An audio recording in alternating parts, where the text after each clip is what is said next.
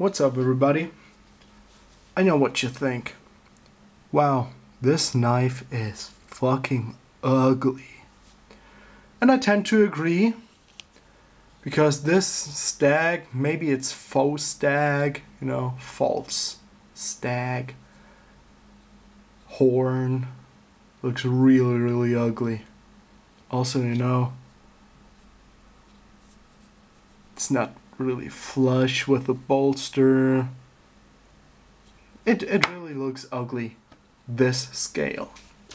But if you open it up, just don't focus on this scale. I think this knife has some very, very handsome, very beautiful lines. Very nice design. Full high, hollow grind. Very, very thin grind.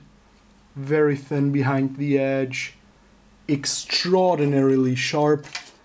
Let me see if I can do it well behind the camera.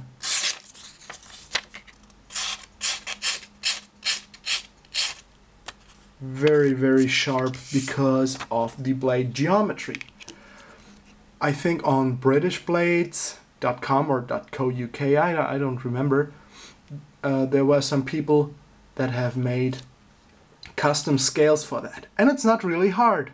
If you have the material, if you have a machine, a little bit of skill, it's definitely doable.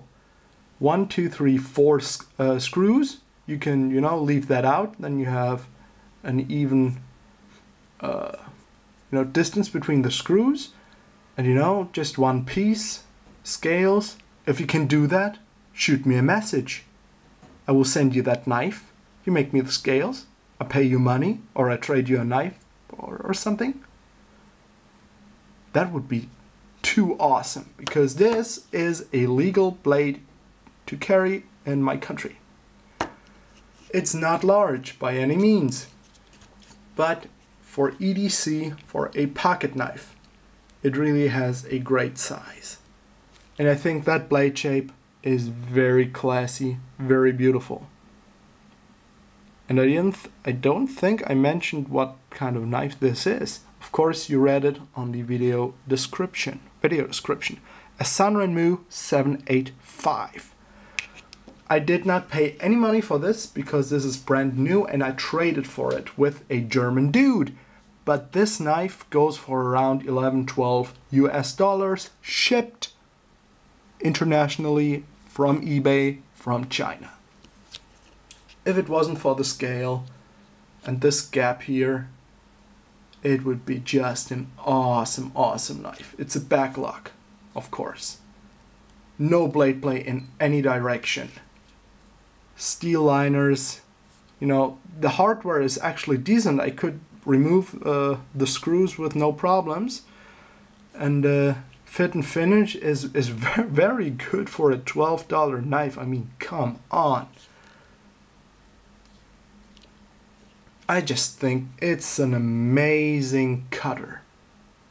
Very thin, very, very good grind. Very shallow. I dislike hollow grinds normally, but this one is just so shallow. It has such a great blade geometry. Very, very good slicer. Stainless steel bolster. It's handsome. So, deal. You make me scales, I gift you a knife, trade you something you might like, or pay you money, whatever. This would be too awesome if I could get custom scales for this. Not for 50 bucks or something, because it's still a $12 knife. And yeah. Very smooth. Clicks in place very nicely. And it really is a good backlock. Very unusual actually for Sanrenmu knives, because they tend to make, those tactical small folding knives. This one has an axis lock, the 763, and those are very, very comparable in size, as you can see. Almost the exact same size. This one is a little bit dirty. I carry this in my scrubs at work. remove the thumb stud, so it becomes a two-handed opening knife, technically. Of course, with the access lock, you can still whip it out. This one, not so much. And I absolutely love that it doesn't have an ugly-ass nail nick. Very, very clean design. Very clean. That's clean, man! Twin muscle workout. I have large hands, by the way. I can still grip it with 4 fingers and the 5th on top, of course. In comparison with another favorite Lockback of mine, the CRKT Santo Tribute 2, the short one, the small version. Also very comparable in size, of course. This is a design by Frank Santofonte, may he rest in peace. Very slim design, very, very awesome knife as well. Much more expensive though. This one does not cost $12.